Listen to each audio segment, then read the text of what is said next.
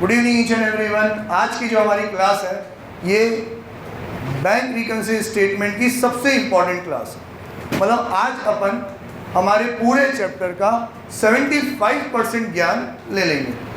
अब जो बचेगा सिर्फ 25% की प्रैक्टिस बचेगी। मतलब ये चैप्टर भले ही 10-12 दिन चलने वाला है, लेकिन इसमें नॉलेज इतनी ही है, इससे ज़्यादा कुछ भी नहीं। इस बोर्ड पे लिखे हुए नोट्स को आपने अच्छे से समझ लिया ना, तो फिर बीआरएस में आपको कभी प्रॉब्लम नहीं होगी। ठीक है, चलो स्टार्ट करते हैं। पहली बात, कल जो समझा था कि बैंक रिकन्सिलिएशन स्टेटमेंट बनाने की ज़रूरत क्यों पड़ती है, क्योंकि सर अक्सर most of the time balance as पर कैश बुक और बैलेंस एज पर पासबुक मैच नहीं होते। अब मैच नहीं होते तो मोदी जी तो बोलते हैं साले तू झूठ बोल रहा है, तू ज़्यादा कमा रहा है, कम टैक्स दे रहा है, तो हमें हमारी बेगुनाही का सबूत देना पड़ता है। ये सबूत हम कैसे देते हैं कि एक स्टेटमेंट बनाते हैं जिसमें हम रिकनसाइल करते हैं कैश बुक के बैलेंस को किससे, पासबुक के बैलेंस से। कैसे स्टार्ट करेंगे कि पेज के ऊपर सबसे पहले लिखेंगे बैलेंस एज पर कैश बुक। अब जिस भी रीजंस की वजह से इन दोनों बैलेंसेस में डिफरेंसेस आए थे, वो रीजंस इस ऊपर वाले कैश बुक के बैलेंस में से प्लस और माइनस होते जाएंगे, प्लस माइनस। ये सारे बैलेंसेस को, सारे रीजंस को एडजस्ट करने के बाद हमारा बैलेंस उतना ही आना चाहिए जितना किसका है, पासबुक का है। अगर ये ऐसा हो जाता है, इसका मतलब मेरी अकाउंटिंग बिल्कुल सही है। जो भी रीजन थे मैंने मेंशन कर दिए, इसके सिवा कोई और रीजन हो, मैं झूठ बोल रहा हूँ तो बताओ। तो यार आज पता है क्या समझेंगे अपन, सर ऐसे कौन कौन से रीजन है जिसकी वजह से दोनों बैलेंसेस में डिफरेंस आ सकता है। नीचे टेबल पे, बुक पे कुछ भी नहीं लिखा हुआ है। प्लीज़ आपकी टेबल पे जो भी आपकी खुद की नोटबुक हो, बुक हो, सब बंद कर दो फटाफट। टेबल खाली होनी चाहिए आप लोगों की। और अब से कोई भी ना नीचे देखेगा, ना ऊपर देखेगा, ना दाएं ना बाएं, सबका देखेंगे जस्ट सामने। मेरी शक्ल तुम्हें अच्छी लगती हो कि नहीं लगती, आधे घंटे तक किसी को निहारना है और देखते देखते खो मत जाना, मुझे पता पड़ जाता है। ठीक है, कहीं किसी की मदद करने कोई नहीं जाएगा, सब यहीं बैठे रहेंगे, दिल दिमाग सबके साथ। हाँ, रेडी, ओके, स्टार्ट करें। तो यार बीआरएस क्यों बनाया जाता है, दोनों बैलेंसेस में डिफरेंस आता है। तो आज का मेन क्वेश्चन, दोनों बैलेंसेस में डिफरेंस क्यों आता है, उसके होते हैं मेजर 4 रीजन। इन 4 के सिवा 5वां कोई रीजन नहीं होता है। There are 4 causes which creates difference between balance of cash book and passbook। पहला डिफरेंस है टाइमिंग डिफरेंस। टाइमिंग डिफरेंस मतलब सर ये समय का खेल है, ना आप कुछ कर सकते हो ना मैं कुछ कर सकता हूँ, इसमें डिफरेंस आएगा ही आएगा।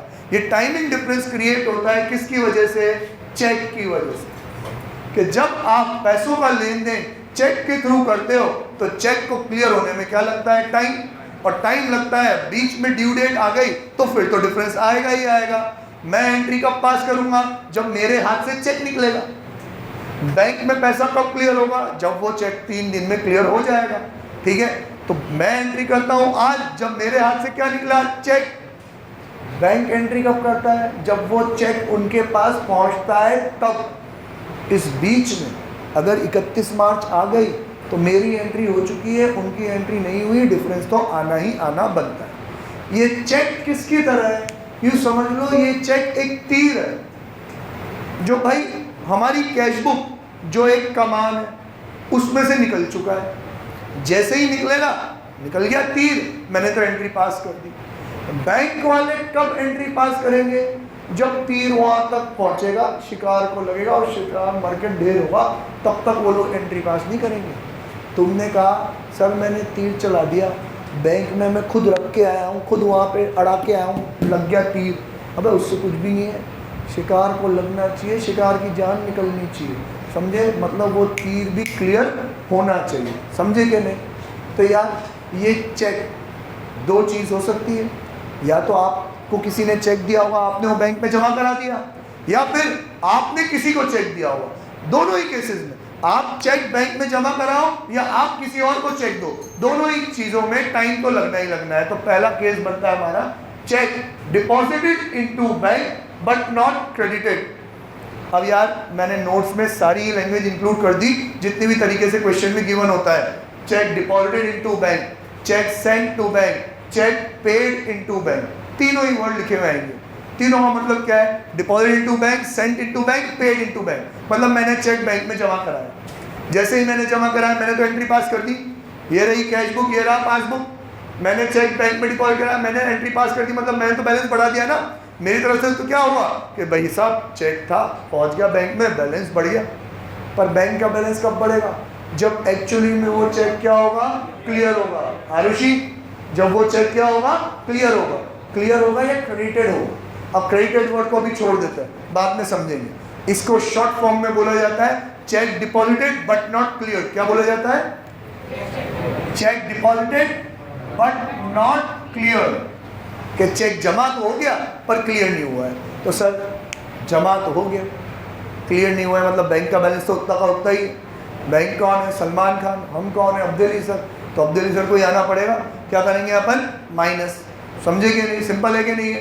तो ये रहा माइनस का साइन, कि बैंक रिकंसिलिएशन स्टेटमेंट में ये जो check deposited but not clear का अमाउंट है वो क्या हो जाएगा? माइनस हो जाएगा। सिंपल है कि नहीं है? सिंपल है। लॉजिक समझोगे तो ही सिंपल है।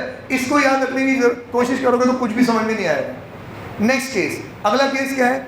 सर ये तो चेक मुझे मिल रहा था, आप लोग मुझे चेक दे रहे थे, मैं बैंक में जमा करा रहा था। अब क्या हो रहा है? Check issued. अब ये इश्यूड वर्ड बहुत इंपॉर्टेंट है, सिर्फ इसी नाम से आता है अक्सर, ये याद रखना। चेक इश्यूड मतलब मैं चेक किसी को बना के दे रहा हूँ। किसको बना के दूँगा? जिसको भी मुझे पैसे देने होंगे, राम श्याम मोहन सोहन, सबको मैं चेक से पेमेंट करता हूँ। चेक बना के दे दिया, चेक दे तो दिया।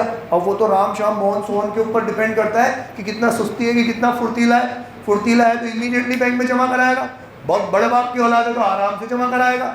जब भी वो चेक बैंक में जमा कराएगा तो उसका बैंक क्लियरिंग हाउस को इन्फॉर्मेशन भेजेगा, क्लियरिंग हाउस मेरे बैंक को इन्फॉर्मेशन भेजेगा, फिर मेरा बैंक कंफर्म करेगा हाँ पैसे हैं, तो फिर पैसा मेरी बैंक से चलेगा क्लियरिंग हाउस से चलेगा उसकी बैंक से चलेगा उसके खाते में। तो इतना बड़ा प्रोसेस, बोलने में इतना टाइम लग रहा है तो चेक को क्लियर होने में टाइम लगेगा ही नहीं लगेगा?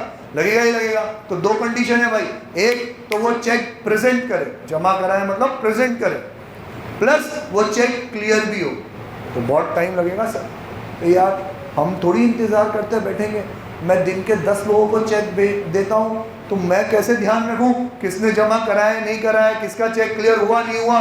तो मैं तो मेरी अकाउंटिंग सिंपल रखूँगा भाई। मैं क्या करूँगा? मैंने तो चेक दे ही दिया ना, आज नहीं तो कल पैसा निकलना है ही है। तो मैंने जैसे ही चेक दिया, मैंने मेरी बुक्स में एंट्री पास कर दी। चेक देने की एंट्री पास करी मतलब पैसा गया मतलब बैलेंस कम हो गया, पर वो तो क्लियर हुआ ही नहीं है। क्लियर नहीं हुआ मतलब बैंक का बैलेंस तो वहीं का वहीं है। मुझे बैंक के पास आना पड़ेगा। क्या करूँगा मैं? प्लस। समझे कि नहीं समझे? समझ में आ रहा है कि नहीं आ रहा? प्लस माइनस समझ में आ रहा है ना? अमाउंट के एग्जाम्पल से चलते हैं। स्टैंडर्ड एग्जाम्पल लेते हैं, कोई सा भी एग्जाम्पल लूँगा। स्टैंडर्ड है कि मेरी बैंक में पड़ा था 1 लाख, एज पर कैश बुक भी 1 लाख, एज पर पासबुक भी 1 लाख। अब मैंने क्या करा? किसी को 20,000 का चेक साइन करके दे दिया। मैंने चेक साइन करके दे दिया, मैंने एंट्री पास कर दी। अब मैंने जैसे ही पेमेंट की एंट्री पास करी तो लाख रुपए में से 20,000 रुपए गए। मेरा बैलेंस कितना हो गया? 80,000। हुआ कि नहीं हुआ? पर वो चेक क्लियर हुआ ही नहीं, तीर निकला है, निशाने पे लगा ही नहीं है। तो बैंक का बैलेंस तो अभी भी कितना है? 1 लाख। तो मैं स्टार्ट कहाँ से करूँगा? बैलेंस एज पर कैश बुक 80,000, उसमें 20,000 वापस से क्या कर दूंगा? प्लस। क्या हो गया? बैलेंस एज पर पासबुक 1 लाख। आ रहा कि नहीं आ रहा? आ रहा का जवाब क्या होता है? आ रहा कि नहीं आ रहा? हाँ, नए बच्चों को जानते नहीं है, पुराने बच्चे जोर से बोलेंगे आ रहा कि नहीं आ रहा? हाँ, अच्छा नेक्स्ट। अब देखो समझो, बहुत बारीकी से पढ़ाता हूँ, आपको ये बारीकी अभी रियलाइज़ नहीं होगी, आगे चल के रियलाइज़ होगी। जब हम ये वाला चैप्टर हैंड के मूवमेंट से समझते हैं ना, कि कहाँ पे चेंज आया, फिर कहाँ चेंज करना है, तो there are 2 kinds of movement. 2 तरीके के मूवमेंट होते हैं। एक मूवमेंट होता है ड्यू टू ट्रांजैक्शन, कि जो ट्रांजैक्शन हुआ उसकी वजह से किसी एक चीज़ का बैलेंस ऊपर नीचे हुआ, है ना। और दूसरा मूवमेंट होता है रिकंसिलिएशन का मूवमेंट, कि अब सर ट्रांजैक्शन की वजह से एक का बैलेंस कम हो गया तो मिसमैच आ गया, तो मुझे रिकंसाइल करना है, बराबर लाना है ना। तो पहला मूवमेंट और सेकेंड मूवमेंट, पहला मूवमेंट डिपेंड करता है आपकी नॉलेज पे। कौन सी नॉलेज? बैंकिंग ट्रांजैक्शंस की नॉलेज, कि आप कितना समझते हो कि चेक पहले कहाँ रिकॉर्ड होता है, बाद में कहाँ रिकॉर्ड होता है। तो ये तो हुई आपकी बैंकिंग नॉलेज। और दूसरा मूवमेंट जो हम इंटेंशनली करेंगे दोनों बैलेंस को आमने सामने बिल्कुल बराबर करने के लिए, वो मूवमेंट डिपेंड करता है आपका ये प्लस माइनस जो सेकंड मूवमेंट है जो मैं आपको सिखा रहा हूं। पहला मूवमेंट बेसिक नॉलेज, दूसरा मूवमेंट बीआरएस की नॉलेज। ठीक है, बीआरएस की नॉलेज तब तक काम नहीं आएगी जब तक आप बेसिक नॉलेज नहीं सीख पाओगे, जब तक आपको दुनियादारी का ज्ञान नहीं है। अब दुनियादारी समझो। सर चेक है, बैंक के पास पहले आएगा कि मेरे पास पहले आएगा? मेरे पास पहले आएगा ना, मेरे कस्टमर है तो चेक पहले मुझे देंगे, फिर मैं बैंक को जमा कराऊंगा। और अगर इशू होने वाली बात है, मैं दे रहा हूँ चेक तो भी मेरे हाथ से पहले निकलेगा, फिर कहाँ पहुँचेगा? बैंक में। तो देखो ये डायग्राम बनाया है कि ये जो चेक है ना, ये हमेशा कैसे चलता है? कैश बुक से पासबुक की तरफ हमेशा। तो जो फर्स्ट मूवमेंट होगा ना वो किस में होगा? कैश बुक में। याद रखना, फर्स्ट मूवमेंट किस में होगा? कैश बुक में। देखो आप जरा सोचो, check deposited but not clear, मैंने चेक जमा करा दिया तो मैंने बैलेंस बढ़ा दिया, वो तो क्लियर नहीं हुआ, बैंक का बैलेंस तो वहीं का वहीं है, ये वाला हैंड तो मेरा स्टिल ही है, तो मुझे ही क्या करना पड़ेगा? माइनस। अगला वाला check issued but not presented, अब मैंने चेक दे दिया, प्रेजेंट नहीं हुआ, तो भी पहले एंट्री कहाँ होगी? कैश बुक में। मैंने चेक दे दिया तो बैलेंस क्या कर दिया? कम कर दिया। बैंक का बैलेंस वहीं का वहीं, क्या करूँगा मैं? प्लस। तो यार पहला मूवमेंट चेक के केस में किसका होता है? Cash book. और दूसरा मूवमेंट तो हमें करना ही किस में होता है? कैश बुक में। दूसरा मूवमेंट तो करना ही किस में होता है? Cash book. क्यों? क्योंकि बैंक की पासबुक तो सलमान खान है। आप बैंक के बैलेंस में चेंज कर सकते हो क्या? नहीं कर सकते ना। आप बैंक को फोन लगा के कह सकते हो क्या, यार भाई साहब मैंने राम को 20,000 का चेक दे दिया है तो मेरे बैलेंस में से 20,000 कम कर दो? अरे ओ बावड़ा हो रहा है क्या? जब तक राम जमा नहीं करेगा, चेक क्लियर नहीं होगा, हम कैसे कम कर दें? आप बैंक की पासबुक में अपनी पेन पेंसिल से रब करके कुछ लिख सकते हो क्या? अपने बाप का राज चल रहा है क्या? नहीं ना। जो हम चेंज करेंगे, जो सेकेंड मूवमेंट बीआरएस का मूवमेंट होता है, वो तो हमेशा किस में होना है? कैश बुक में। ये तो सिंपल है, ये तो तय है कि जो सेकेंड मूवमेंट है ये हमेशा किस में हो रहा है? Cash book. सेकेंड मूवमेंट हमेशा किस में हो रहा है? Cash book. सीखना ही क्या रह गया फिर? सीखना रह क्या गया? First movement. समझना, सीखना क्या रह गया? First movement. आज अगर मैं यूँ कहूँ टेल लेने जान दो रीज़न, मैं कह रहा हूँ जो भी डिफरेंस आया ना उसकी वजह से मेरा पासबुक का बैलेंस बढ़ गया, कुछ भी हो रीज़न, तो मुझे भी क्या करना पड़ेगा? सेकेंड मूवमेंट तो कहाँ होगा? कैश में, बढ़ाना पड़ेगा। सर किसी रीज़न की वजह से कैश बुक का बैलेंस बढ़ गया तो सेकेंड मूवमेंट कहाँ आएगा? Cash book. सर किसी रीज़न की वजह से पासबुक का बैलेंस कम हो गया तो मुझे भी क्या करना पड़ेगा? कम। किसी रीज़न की वजह से कैश बुक का बैलेंस कम हो गया तो मुझे क्या करना पड़ेगा? प्लस। मतलब आप सिर्फ फर्स्ट मूवमेंट सीख जाओ, सेकेंड मूवमेंट तो कहाँ होना है? कैश बुक में। समझे कि नहीं समझे? अब्देली सर को सलमान खान के पास आना ही पड़ेगा। सलमान खान उनके हिसाब से थोड़ी चलेगा, हमें ही चलना पड़ेगा उनके हिसाब से। समझे कि नहीं समझे? तो यार ये जो टाइमिंग डिफरेंस है जो किसकी वजह से क्रिएट होता है? चेक की वजह से। ये तो बहुत आसान चीज़ है कि चेक हमेशा कैश बुक में से निकलता है। तीर है भाई, तीर हमेशा कमान में से निकलेगा। तो पहला मूवमेंट कहाँ? Cash book. दूसरा भी कहाँ? Cash book. जमा कराया बढ़ गया, कम कर दो। इशू किया, कम हो गया, बढ़ा दो। है कि नहीं? सिंपल है ना। बहुत सारी इलस्ट्रेशन करेंगे। समझ में आ गई बात? सबको समझ में आ गई ये बात? आगे बढ़ो। अगला वाला इंटरेस्टिंग। चेक वेक तो फिर भी तुम समझते हो, बचपन से घर बार में कहीं ना कहीं बात हो ही जाती है। चेक आया, चेक गया, किसी को चेक देना है, किसी से चेक आया हुआ है, तो थोड़ा बहुत तो अपन 11th क्लास में आने से पहले भी समझ ही चुके होते हैं। अब ये जो चीज़ मैं पढ़ाऊँगा ना ये थोड़ी इंटरेस्टिंग है। अगला है ट्रांजेक्शन इनिशिएटेड बाय बैंक। समझो टॉपिक का मतलब समझो। ऐसे ट्रांजेक्शन जो कौन कर रहा है? बैंक कर रहा है। मैंने कहा अबे बैंक होता कौन है जो मेरे अकाउंट में ट्रांजेक्शन करेगा? आज अगर मान लो मैंने SBI में खाता खुलवा रखा है, अकाउंट मेरा है, अकाउंट में पैसे मेरे हैं, तो जमा कराऊंगा तो मैं करूंगा, निकालूंगा तो मैं निकालूंगा। बैलेंस प्लस होगा तो मेरी वजह से होगा, माइनस होगा तो मेरी वजह से होगा, है ना। लेकिन कुछ ट्रांजेक्शन ऐसे होते हैं जो तुम्हें पता ही नहीं होता, बैंक खुद तुम्हारे बैलेंस को बढ़ा देती है, तुम्हारे बैलेंस को कम कर देती है। सर ऐसा बैंक कब करती है, क्यों करती है? तो ऐसा दो रीज़न से होता है। एक तो होता है ऑन बैंक्स बिहाफ, बैंक अपनी ही मर्जी से अपने किसी रीजंस की वजह से हमारा बैलेंस कम ज़्यादा कर देती है। सर कब?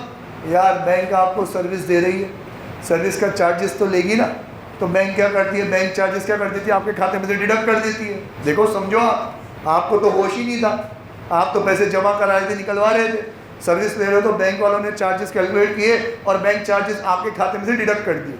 हमें तो होश नहीं है ना, बैंक वालों ने डिडक्ट किया तो पहला मूवमेंट कहाँ आएगा, बैंक के पासबुक में उन्होंने बैलेंस क्या कर दिया, कम, मुझे भी कम करना पड़ेगा, क्या करूँगा, माइनस। फिर आप अगर बैंक में बैलेंस मेंटेन करके चलते हो तो बैंक आपको क्या देगी, इंटरेस्ट देगी। और अगर आप जितना मिनिमम बैलेंस होना चाहिए उतना मेंटेन करके नहीं चलते हो तो बैंक आपसे इंटरेस्ट क्या करेगी, चार्ज करेगी। समझे कि नहीं? अगर आपको बैंक इंटरेस्ट दे रही है तो बैंक आपका बैलेंस इंक्रीज कर रही है, आप भी क्या कर दो प्लस। आपसे इंटरेस्ट चार्ज कर रही है तो बैंक आपके खाते में से इंटरेस्ट डिडक्ट कर रही है, चार्जेस डिडक्ट कर रही है, आप भी क्या कर दो, माइनस। समझे कि नहीं?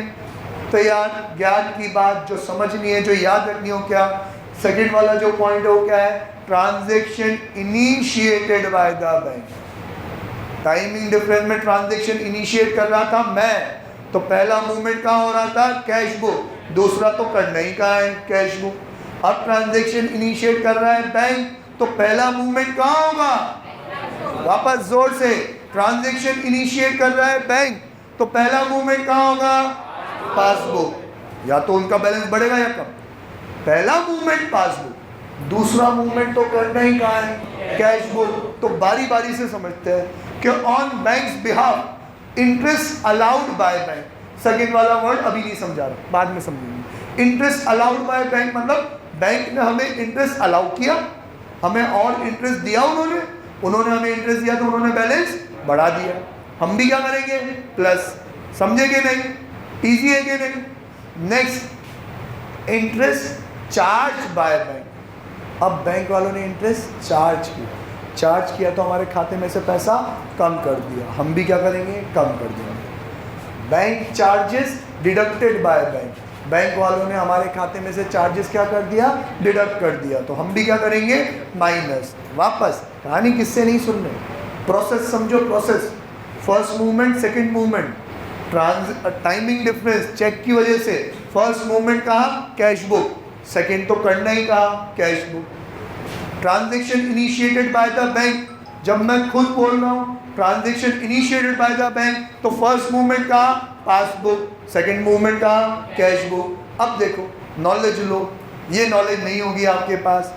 पहला उन्होंने ट्रांजैक्शन इनिशिएट किया ऑन बैंक्स बिहाफ, और ट्रांजैक्शन इनिशिएट कर रहे हैं ऑन आर बिहाफ, मेरे बिहाफ पे बैंक वाले बैलेंस बढ़ा रहे हैं या कम कर रहे हैं, बोलो। टाइम हो गया क्या? 5 मिनट,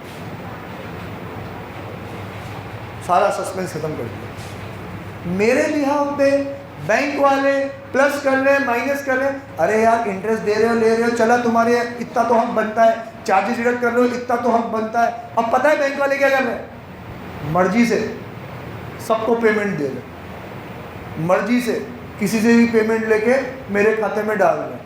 ये पॉसिबल है क्या? नहीं ना। ये पॉसिबल है अगर आपने बैंक को ऑथोराइज कर रखा हो तो। ऑथोराइज कर रखा हो तो मैं आपको प्रैक्टिकल एग्जांपल देता हूँ। जैसे अभी आज की ही बात है, सुबह सुबह मैंने अफसोस जताया है, क्या वो बिजली का बिल 5 या 6 तारीख को जनरेट हो जाता है, ड्यू डेट आती है 14-15 तारीख, और वो 3 तारीख 4 तारीख को मैसेज आता है, your electricity charges has been due, it should be paid up to due date 14 July. अब 3 तारीख को कह रहे हैं 14 तारीख को पे करना, 3 तारीख को मैं पे करूँगा क्या? अभी तो बहुत टाइम है। और 14 कब निकल के बीत गई, आज 15 आ गई। आज सुबह जब मैंने तारीख देखी, आज तो 15, मैंने सर पीट लिया, अरे यार फिर से लग गई पेनल्टी। पिछले महीने भी यही हुआ था, 2 महीने का बिल चढ़ के आया था, अभी वापस से यही हुआ है। फिर अभी भी मैं नहीं पे करूँगा तो बिजली का कनेक्शन जाएगा, बाप मारेगा। तो अब मेरे को पेनल्टी के साथ आज पे करना पड़ेगा। हर साल की, हर महीने की है, हर बार 2 महीने का ही पे करता हूँ, वो भी डेट चूकने के बाद। मतलब ऐसा भी कि 1 महीना चूक गया तो पे कर दिया, हाँ 1 महीना तो चूक गया, पेनल्टी तो लगी नहीं है, तो 2 महीने का एक साथ पे करेंगे। दूसरे महीने का बिल आया, पे करना है, याद है, ध्यान है, फिर वापस भूल गया, फिर करना पड़ेगा। लगती कि नहीं लगती पेनल्टी? अब जैसे ये जो मंथली पेमेंट ड्यू है, जो आपके ऊपर ऑब्लिगेशन ही है, पे तो करना ही करना है, तो मैंने एक बार में ही बैंक को चिट्ठी लिख दी। क्या चिट्ठी लिख दी? आई ऑथोराइज यू टू पे electricity charges of my office and home, this is the KNO number on regular basis.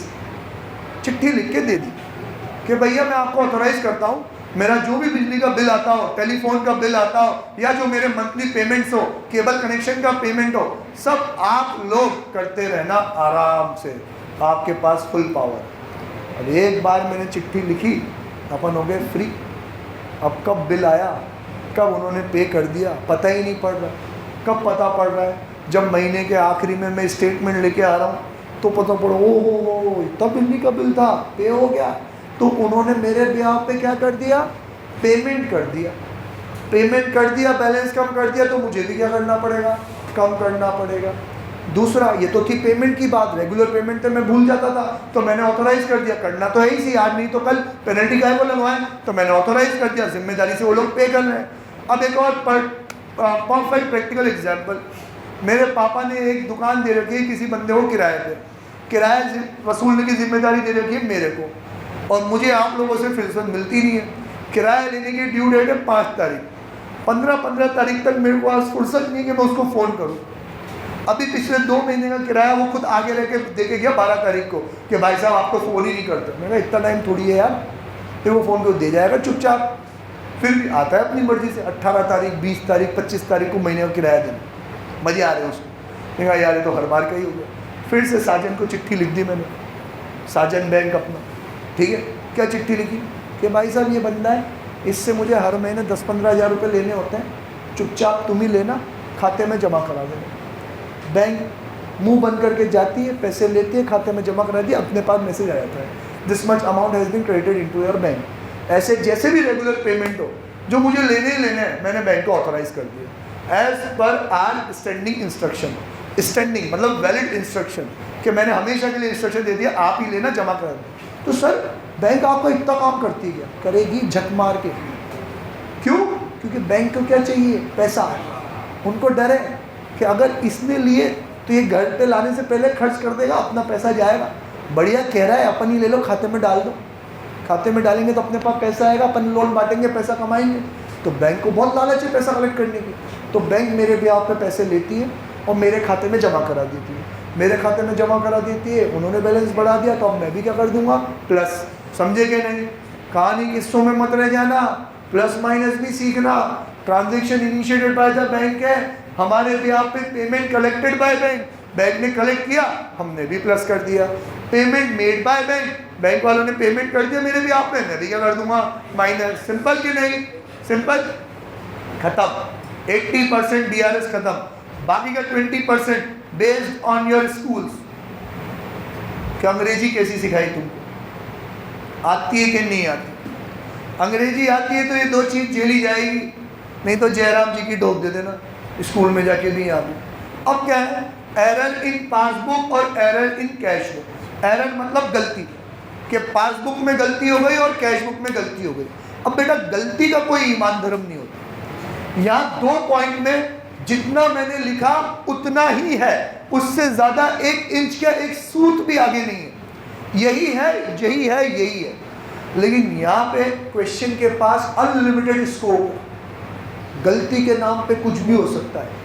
एक एंट्री 2 बार पास हो सकती है, एक एंट्री गलत अमाउंट से पास हो सकती है, ज़्यादा से पास हो सकती है, कम से पास हो सकती है, एंट्री पास ही ना करी हो, हमारे ट्रांजेक्शन किसी और के खाते में चढ़ गया हो, चेक जेब में पड़े पड़े धुल गया हो। गलती कुछ भी हो सकती है और किसी से भी हो सकती है। ये मत समझना सर इंसान तो हम है, गलती हमसे ही होगी। Error in cash book, bank से कैसे गलती हो सकती है? पासबुक में कैसे गलती हुई है? तो बैंक क्या फरिश्ते आके चला रहे हैं क्या? बैंक में बैठने वाले कौन है? वो भी तो इंसान ही है। वो बैंक का कैशियर भी तो अपनी बीवी से लड़के ही आ रहा है रोज, तो वो भी तो कीबोर्ड पे जोर जोर से ही पीटेगा। तो जब वो मेरा अकाउंट नंबर डालेगा जोर जोर से, तो 1 के 2 नंबर तो दबेंगे ही दबेंगे।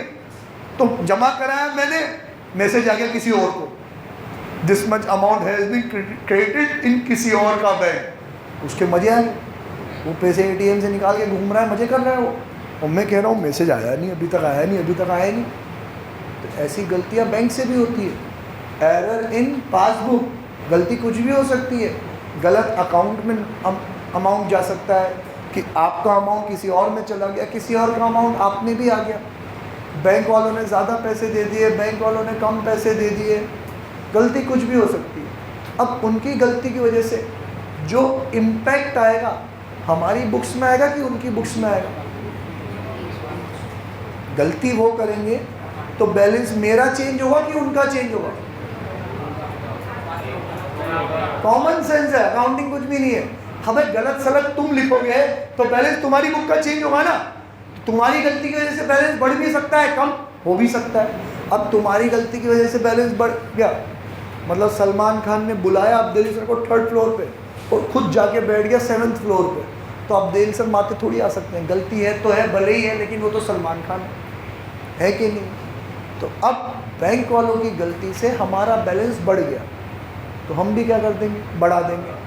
बैंक वालों की गलती से हमारा बैलेंस कम हो गया तो हम भी क्या करेंगे? कम कर देंगे। जयराम जी की समझे कि नहीं?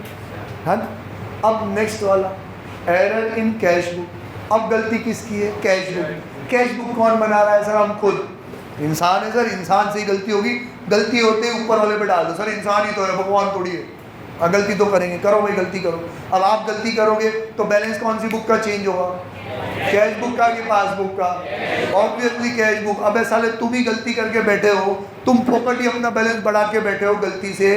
10,000 का ट्रांजेक्शन 25,000 से रिकॉर्ड कर रखा है, 1,000 का ट्रांजेक्शन 10,000 से रिकॉर्ड कर रखा है, तुमने तुम्हारा बैलेंस बढ़ा दिया। हम कौन करेगा? तुम्हारा बाप। गलती से बैलेंस बढ़ गया, हम ही क्या कर देंगे? कम कर देंगे। गलती से बैलेंस कम हो गया, हम ही क्या कर देंगे? बढ़ा देंगे। है कि नहीं? कितना सिंपल है। सिंपल। पहला मूवमेंट समझ लो, दूसरा मूवमेंट तो अपन को ही करना है। टाइमिंग डिफरेंस, पहला भी हमारा, दूसरा भी हमारा। Transaction initiated by the bank, पहला उनका, दूसरा हमारा। एरर इन पासबुक, गलती तुम्हारी, फर्स्ट मूवमेंट तुम्हारा, सेकंड मूवमेंट मेरा। Error in cash book, first भी मेरा, सेकंड भी मेरा। डन। चले क्वेश्चन कर लें कि छोड़ दें? छोड़ देते हैं। आज के लिए इतना ही, फिर मिलते हैं अपन, तब तक के लिए बाय, टाटा सी।